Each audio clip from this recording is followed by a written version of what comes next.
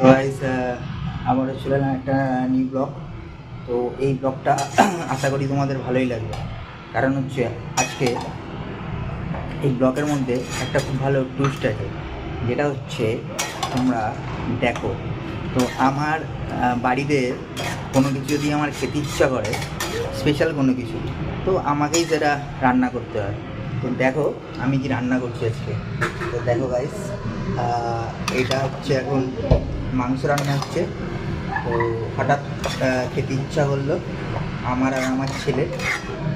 তো তার জন্যে আমি আমার ছেলে গেলাম বাজারে, তো কিনে নিয়ে চলে এলাম। তো এখন কষার পালা চলছে। তো তোমরাই বলো এটা কী মাংস, মানে মুরগির মাংস না খাসির মাংস? তো কালারটা কেমন হয়েছে বলো? সবটাই কিন্তু আমি নিজেই করেছি।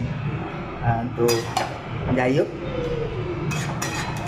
এর আগের দিনও আমি রান্না করেছিলাম, শেয়ার করেছিলাম তোমাদের সাথে পনির। তো মাটনও করেছিলাম, কিন্তু সেটার ভিডিও করা হয়নি। তো আজকে করছি, তো তাই তোমাদের সাথে শেয়ার করলাম যে আমি যেমন বাইরে কাজ করি, সেরকম কিন্তু ঘরে রান্নাটাও করতে পারি।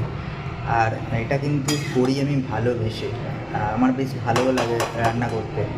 তো রোজ দিন তো সময় হয় না, আজকে রবিবার, তার মধ্যে বৃষ্টির জন্যে কাজও করতে পারিনি, তাড়াতাড়ি বাড়ি চলে এসেছিলাম। তো তাই ঘরে বসেই ছিলাম। তো হঠাৎ করে ছেলে বললো, বাবা মাংস খাবো। তো আমি বললাম চল, আমারও আজকে রোববার, আমারও খেতে ইচ্ছে করছে, তো তুই আমি গিয়ে কিনে আনি বৃষ্টির মধ্যেই।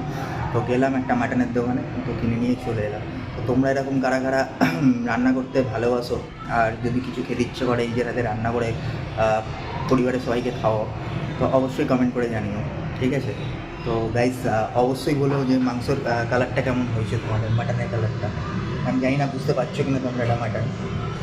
তো যাই হোক, আর বেশি বড় করবো না, ব্লগটা এখানেই শেষ করছি।